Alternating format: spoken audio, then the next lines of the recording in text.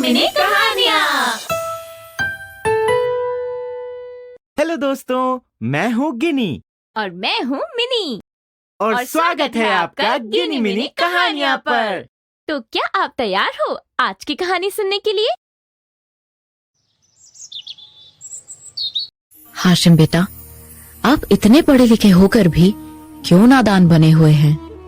क्या आपको अपनी अम्मी पर जरा भी तरस नहीं आता? अम्मी जान, आखिर बात क्या है? आपको जो कहना है खुलकर कहिए ना। बोलना क्या है बेटा, मैं भी अब बूढ़ी हो गई हूँ और न जाने कितने दिन बाकी है मेरे पास। मेरे भी तो कुछ सपने, कुछ अरमान है ना बेटा तुम्हारी शादी को लेकर। तभी वहाँ बूढ़े इब्राहिम आ जाते हैं। अरे हाशिम तो अपनी बुद्धिमानी और ईमानदारी के लिए दूर दूर तक मशहूर है। इस पर तो लोगों को खुदा जैसा विश्वास है। अरे इब्राहिम चचा, तो क्या ईमानदार और सच्चे लोग शादी नहीं करते? मैं कब कहता हूँ कि शादी नहीं करते? शादी तो सभी करते हैं और इसे भी कर ही लेनी चाहिए। इब्राहिम चाचा की बात का जवाब देते हुए हाशिम कहता है, अरे चचा, मैं शादी से कब मना करता हूँ? मैं भी शादी कर लूंगा, मगर शादी से पहले मैं समुद्री यात्रा पर जाना चाहता हूँ। तो मना कौन करता है? अपनी ये तमन्ना भी पूरी कर लो बेटा।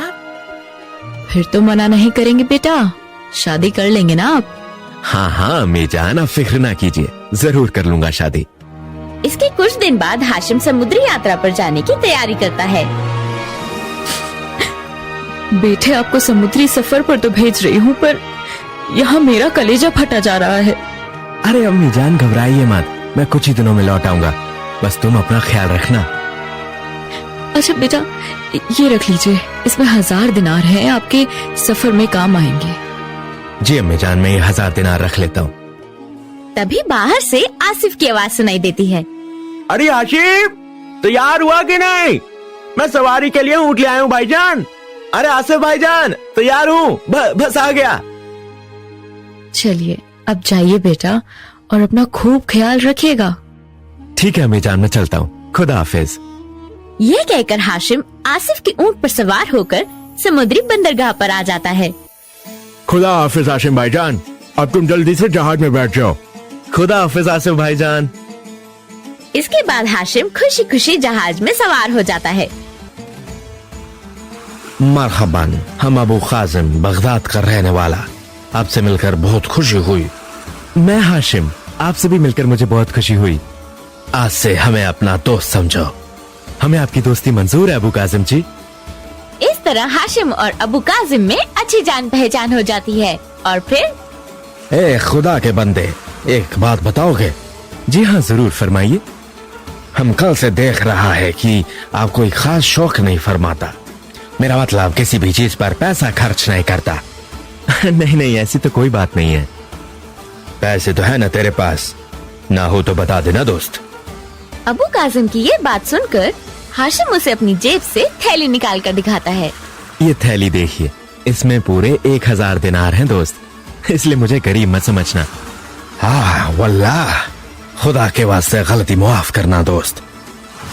इस घटना के कुछ ही देर बाद अबू काजिम चीखना और चिल्लाना शुरू कर देता है।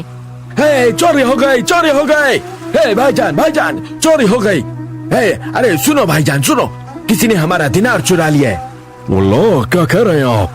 हाँ, किसी ने हमारा दिनार चुरा लिया है। अबू काजिम का इस तरह चीखना चिल्लाना सुनकर जहाज के सभी लोग इकट्ठा हो जाते हैं। और भाईजान, आपके कितने दिनार चोरी हुए हैं? पूरे 1000 दिनार। अब घबराइए नहीं, आपके दिनार मिल जाएंगे। हम एक एक करके सबकी तलाशी लेंगे।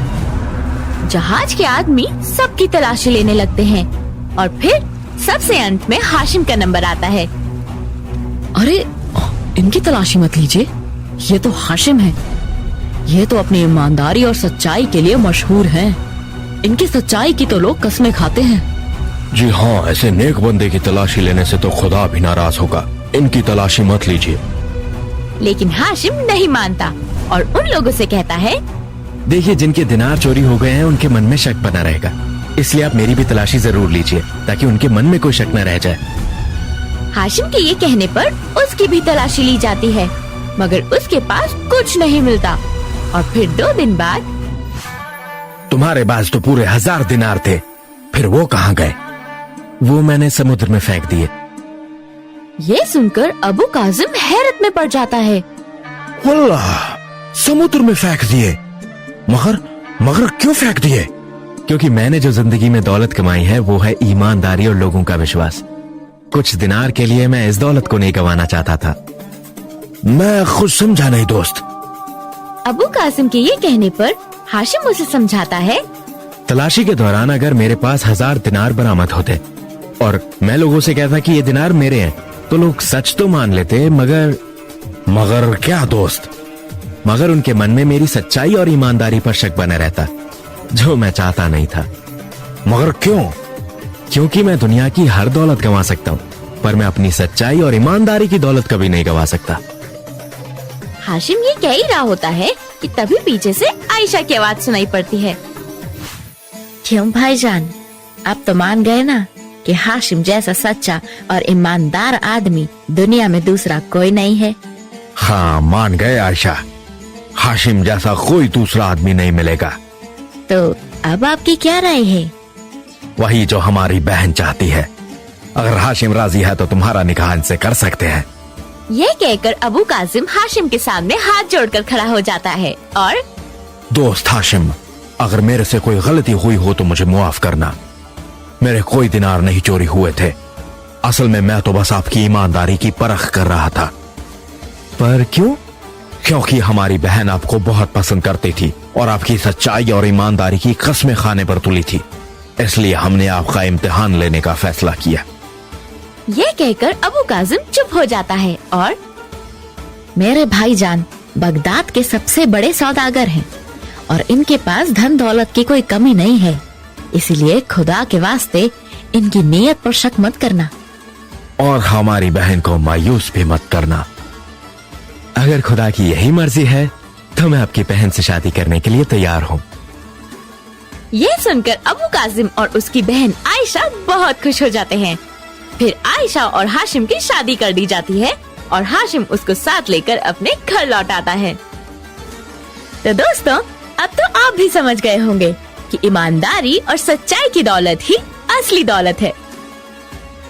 ऐसी ही रोमांचक कहानियां देखने के लिए अभी सब्सक्राइब कीजिए हमारे चैनल गिनी मिनी कहानियां को और प्रेस कीजिए बेल आइकन ताकि आप कोई भी नोटिफिकेशंस मिस ना करें। और हाँ, अपने दोस्तों के साथ शेयर करना ना भूलें।